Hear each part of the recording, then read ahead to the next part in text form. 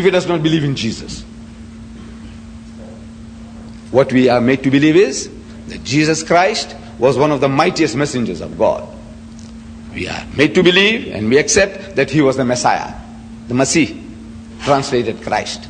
We believe in his miraculous birth, that he was born without any male intervention. And we believe that he gave life to the dead by God's permission, and he healed those born blind and the lepers by God's permission. We are going together.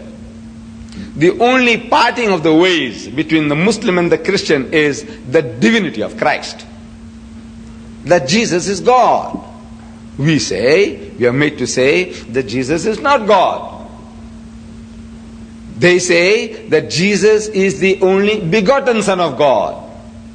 We say that God does not beget. This is the dividing line.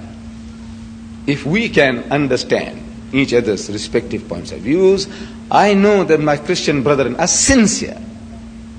They are sincere in the love and feeling for Jesus, awe and reverence for Jesus. They place him on the state of divinity, that he is God Almighty, who's come down to earth as a man. He is God incarnate. We say that again is a Hindu idea.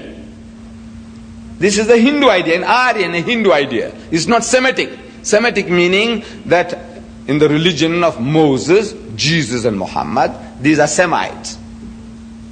Father Abraham, his children, they are Semitic people. Among the Semites, this idea of God becoming a man is unknown among the Semites.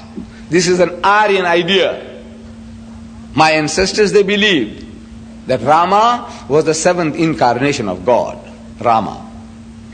Krishna was the 8th incarnation of God. Buddha was the 9th incarnation of God. And they believe in endless incarnations, that God Almighty keeps on coming into the world again and again as a man, as the need arises. It's the same God, one God, but that God in history, he comes into the world in different forms. Endless incarnations. Because they reason, my cousins, my ancestors, they reasoned. And their logic was very good about this idea of incarnation, God becoming a man. They said, you see, God Almighty, he's so pure, he's so holy, he's absolute holiness, like a holy robo. Now, what does this holy robo know? How I feel when I see a beautiful young thing. What does he know? I'm 69. To you, father, grandfather, uncle, yes. But what does he know how I feel? Even now, at the age of 69, when I see a shapely thing, what does he know how I feel? What right has he to tell me that thou shalt not covet thy neighbor's wife? What does he know what is to covet? So to be qualified, he must come down to earth. He's born like any other human child, and as he's growing, in the absence of his father, somebody is trying to make love to his mother. He's too small to do anything about it, but he knows how he feels. As he's growing, somebody is trying to make love to his sister. He knows how he feels. He's married. Now somebody wants to take his wife out. He knows how he feels. So he's qualified to tell you, thou shalt not commit adultery. Thou shalt not covet thy neighbor's wife. He's qualified. That is the Hindu philosophy, the logic of God becoming a man.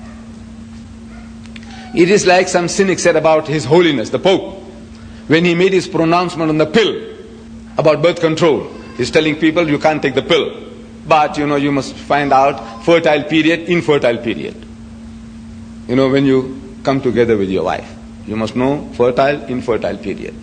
So somebody remarked, he said, the guy who doesn't play the game, what right has he to lay down the rules? Does the Pope play the games we play? Does he? No. Then what right has he to tell us when and when? So similarly, my Hindu cousins reason that God Almighty also, he must become a man to understand the problem of man. Logical, very logical. The Christian says, look, before Jesus, God did not incarnate. After Jesus, he will not incarnate. He is the only incarnation. Means the only time that God came into the world as a man, he came in the form of Jesus Christ. The Muslim, he says that God does not incarnate at all. He doesn't have to become a man to understand the problem of man. The Creator knows what he has created. If I made this table, I know what the table is. I don't have to become a table to understand the table. If I made this microphone, I know what I've made. I am qualified to tell you how to use it. If I made the Volkswagen Beetle, I don't have to become a Volkswagen Beetle to understand, to tell you about the Volkswagen Beetle. If I made it, I know what it is, and I can tell you how to use that machine of mine that I made. Similarly, we say God Almighty, He made things, He knows His creation, and is qualified to tell you how to and how not to abuse this machine of His. He's qualified. So God does not incarnate. He doesn't become a man to understand the problem of a man. The Maker knows what He has made. What He does is, He chooses a man from among men, one of us, flesh and blood in all respects. But that person is so finely attuned, he's so sincere to God, that God Almighty communicates with him on a higher spiritual level, what we call revelation. It's like the electromagnetic waves of the spiritual world. This person, our brother, he receives them. He hears them. We are sitting by his side, but we don't. We are too coarse to apprehend those messages. He hears them on a higher level, and he conveys them to us on our human level, 600 miles an hour, sound wave.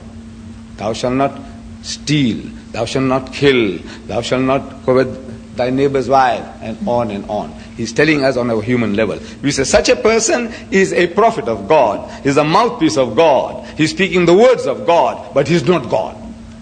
Anyone, none of them. Every prophet of God we love, respect and revere, reverence, but we say they are speaking God's words, but they are not God's. This is the Muslim stand. He doesn't say to the Hindu, he says, look, Rama is not God, Krishna is God, but Muhammad is God. He doesn't tell the Christian, he says, look, Jesus is not God, but Muhammad is God. No, he says nothing of the kind. He said, they are all his creatures, we must love them, respect them, revere them, follow them, but worship none but God, the Father in heaven, who is the real God. So Messiah, Masih, Jesus is the Messiah, He is the Masih, translated Christ. Now this expression Christ, does that make him into a God? The Christians think so. That this word Christ, he is the Christ. They're thinking that this is some type of a term to describe God in human form. No. What is Christ? Coming from the word Hebrew word Messiah, Arabic, Masih, coming from the root word Masaha in Arabic and Hebrew. Masaha means to rub, to massage, to anoint. Priests and kings were anointed in consecration to their offices. See, it's like the coronation ceremony, or like your graduation ceremony. Priests and kings in the good old days, they used to be anointed with holy oil or with water. So from today, you are our imam, you are our priest. Or from today, you are our ruler, you are our king, sovereign. Priests and kings, this thing was done to them. So we have the word Messiah. Means anointed, means appointed. That's what it means, appointed by God.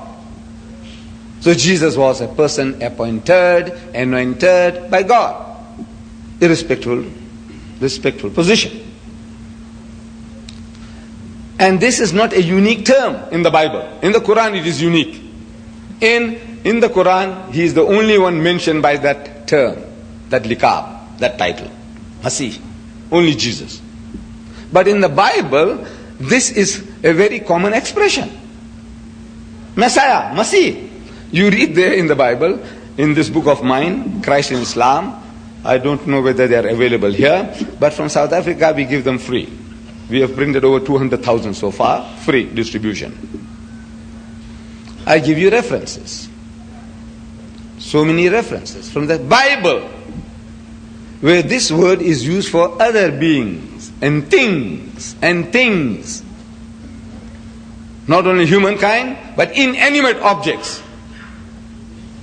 Anointed. The words you find is anointed. Anointed. The priests were anointed. The horns of the anointed. You know, they were those crown-like things, old-fashioned. They used to have horns on them, to show that how fierce they were, you see, those rulers. Horns were anointed. Pillars, column were anointed. Columns were anointed. It says pots and pans were anointed.